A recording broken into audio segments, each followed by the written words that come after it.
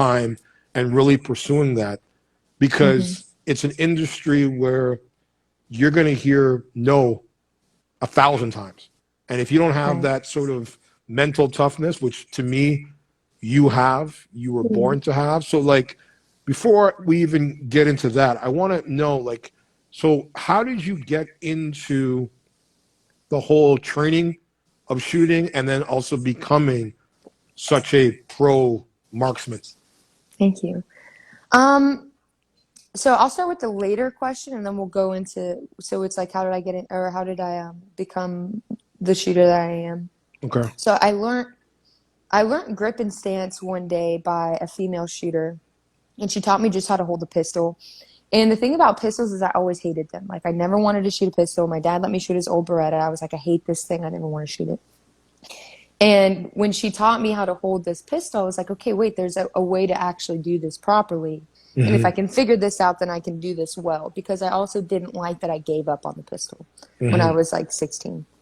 And um, so that was a challenge for me. Like rifles, I grew up on rifles. They were super easy for me. I hate the shotgun, but I love the shotgun because it bucks a little bit. So it's kind of like a Okay. horse, you know. Okay. But the pistol, because you're working now with more finite details, which is like your thumbs and your pressure points and your fingertips and you know these little micro movements. It gave me a lot to focus on. So I focus still on my pistol heavily, and I've never really been satisfied with it. But wanting to get better at that is what made me get to where I'm at now. And so ultimately, what it became was me dry firing all the time, which is ultimately just, you know, running through manipulations and movements with the pistol with no ammo. Because it's the only thing I could do with not having any ammo Hmm. and really not having any firearms of my own. And so, you know, I worked at that or at that customization shop, which had a shooting range on it. Hmm. And so I would go down once the day was done and just dry fire for hours. And then um, eventually I got asked if I want to go be kind of like a ranch hand on the range. So I painted targets and I swept brass and I loaded magazines, which gave me good thumb strength. Okay. And I was watching people learn to shoot, but I felt like everybody that was teaching these people how to shoot weren't really teaching like beginners the way to do it. They were just saying, I'm a expert, this is how I do it, but not really saying how. It's just like Hmm. this is how I do it. And nobody was really getting any good. To be honest with you, it was just like, okay, yeah, you look cool, take a video for Instagram, get out. And I wanted to make shooters out of these people. I was like, I'm gonna make you a fucking shooter. Hmm. Whether you want, like, whether you choose to do something with it or not, you know, whether you choose to pursue competition or whatever, I'm gonna make sure that when you come here and you pick up that firearm, the second you put your finger on it, everything is correct, Hmm. everything is intentional, and teaching them how to learn within themselves, internal dialogue. So it was always more than just about shooting. Shooting became the tool that we would use to really deepen our connection with ourselves. Okay. And so that's how I started teaching is, you know, one day there was a group of people in the range and everybody was kind of getting their turns. And I picked somebody that was struggling and I said, hey, come back here with me. I'm going to teach you the way that I learned how to do it. And then the response and the feedback from us working together was so apparent because you can see it out Hmm. far, that it kind of became naturally this thing where whoever was on the firing line was on the firing line and I was behind, with everyone else teaching them dry fire drills, what I would do in my time. Hmm. And then that turned into eventually me teaching my own classes and me being the lead instructor. And then and that kind of turned into what it did. I always took it really seriously, you know. So for you, like, I mean, did you ever think about opening your own school, like per se of like a shooting school and running it yourself? You know, I love teaching. I really do. But the thing is that I don't want to teach for money. Like, I'm not, uh, to me, it's one of those things that's always made me uncomfortable because this is a passion of mine. So Okay. when money got brought up, I was like, I'm really not into this. So, you know, I still want to teach. I have no desire to open up my own range at all. Like, I just don't. And and if I do plan on teaching the end of this year and then up into next year. But I'm just going to be traveling around to different ranges and teaching out of there and having them host me. So that way, you know, nobody has to travel to me. I don't want people traveling to me. Like I don't Why? want to host. I just am not, you know, it's not for me anymore to be hunkered down doing it full time. I mean, I taught full time for like 4 years. Hmm. I'm burnt the fuck out because when I mean full time, I mean like 350 days a year I was teaching You were and here. 8 to 10 hours, sometimes 12 to 15. And, you know, after a while, I don't lose my passion for the people that I work with.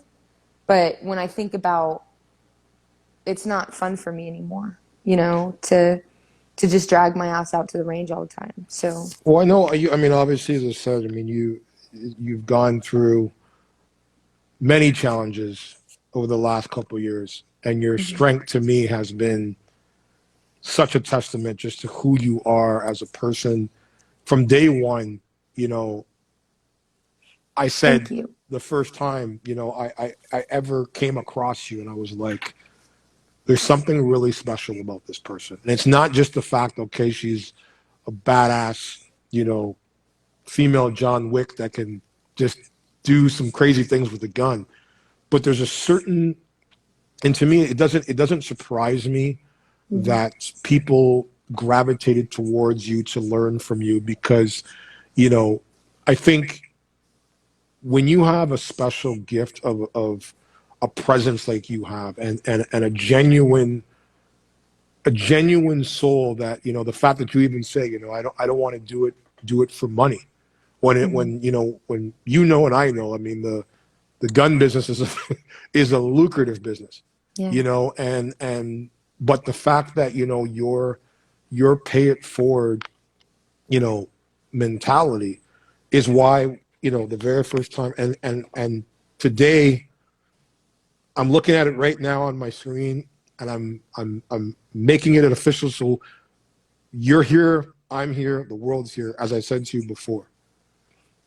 I know that now that you say that, you know, your passion is for, you know, maybe taking the acting route and really pursuing that. And as I said to you before, there's a contract that I'm looking at right now, literally with Jade Struck's name on it. You want this contract, management, agency representation, the whole 9 yards, it's yours. You just gotta Thank say you. yes, and the rest is history because there's nobody I can say for myself that I have seen on every level who not only was born to be a star, but is a star in her own right. Just the fact that, as I said, everything that you have gone through in the last couple of years, good with the bad, with the ugly, but your desire to push through, to push forward, to reinvent yourself in a different city. Because Mhm. obviously people know, you know, when you're in Cali, the bug is it's hard sometimes to break, especially if you got shit going on. And then because if you don't have shit going on, you're like, okay, get me out of here. But when you got shit going on, you're like, to leave and everything that you've built up for yourself and to take that chance on yourself is something that it reminds me of me as a kid. It reminds me of me when I was your age, where I'm like, there is nothing that this woman cannot do Thank you. when she sets her mind to it. And with that, that is the type of people in our family, in our core of our company, is only people that I want around me. Only people that Yeah. because they understand what it's like to want something, to struggle for something, to fight for something, and Mhm. not have it handed to them. And I know with you, if you take this acting thing by the balls, I girl, plan to. there's no Thank stopping you. you. And as I said, what I will literally, when I say put every resource, if you say yes, behind you to make sure that you reach whatever pinnacle you want to reach in this business. Thank And you, that is my man. word. Thank you. Well, and I've already said yes. The thing is I wanted to make sure that I focus because, well, I've got ADHD. Hmm. So I need it benchmarked. So I was like, we're going to get through this and then we'll go into the contract and the business side of it. But I wanted to make sure that we got this together and that I was fully present for this. Also, because, I don't want to be too distracted because I'll go No, mentally. I'll just go. I know you're, listen, man, I'm so grateful for you joining us today. Guys, don't forget, you guys are on another edition of Hot Topic Celeb TV After Dark with the legendary, iconic Jade Struck in the building. Don't forget tonight, guys, if you want to ask Jade a question, you have to make sure you're following at DTEFLON and at Hot Topics Celeb TV. So for you, obviously, as I said, you did the training and you did, the competitions. Mhm. What would you say, for you has been your biggest obstacle in this business in general, just in your journey along the way that you faced? I think it's myself because I have a serious ego issue with not valuing my worth. And it's something that I work on every day. But I think that constant self-doubt is what's keeping me from doing what I want to do and what I need to do. I keep thinking that there needs to be a general direction and that, I've got to do. There's just so many voices all the time. I've got my Mm-hmm. own and my own shit. I've got different facets of myself that knows I'm good at these things and then also knows that I want to be good at these things. And that's this side of it, but behind me is other voices of, well, you've got to do this and you've got to do that, and then there's the business, and I think that that's been the hardest thing is not being able so much to tune out my own self doubt Mm-hmm. and tune out really what other people think I am as opposed to who I really am, because I struggle with believing not people's praises, but thinking that I have to fit into a box that I'm being put in not by myself. And I think that that's been the biggest struggle for me. Well, I mean, that is something that with clients, even now that I manage in the beginning, they all have that same, and for me, it used to drive me crazy. But luckily for me, I'm a patient guy because, everyone has to find their way. And as I Hmm. always tell, anybody that I've started off with, I'm like, look, we can go whatever pace you want to go. Hmm. Because at the end of the day, it's like if your head is not in the game, everything else falls apart. So Right, you got to figure out first what it is that you actually want. And when it right. comes to the business, whether you're acting, modeling, a gun shooter, whatever, Hmm. the question that I tell people, number one, maybe you ask yourself this question Hmm. is, do you want to be a working talent doing what you love, or do you want to be famous? Because Right, a lot of people don't know how to separate the two. Like they see the big things, the money, the fame, the success that comes along with right, notoriety. But they don't right, understand is that, that stuff's the easy part. Like right. getting there is the easy part. You just got to do the work. But Hmm. being able to, what my mentor used to say, is block out the background noise. And, and Right. and the way I look at it is that, you take Keanu Reeves in The Matrix. Hmm. That moment when he stops and everything around him has frozen, and he's got to figure out, take the blue pill, take the red pill, Hmm. to decide which is the proper decision. And the industry is the same way of whatever you're going to do in life. It's like we all, I think, the biggest battle, and I think for anyone like yourself that's in the public eye and people don't understand, like the pressure, Yeah. the pressure that comes along with, like, because again, as you said, you hear the praises, you see the comments, everyone, me included, like, yo, Jade's the shit. Because I tell Thank to you. everybody, like, this girl is the shit because she is.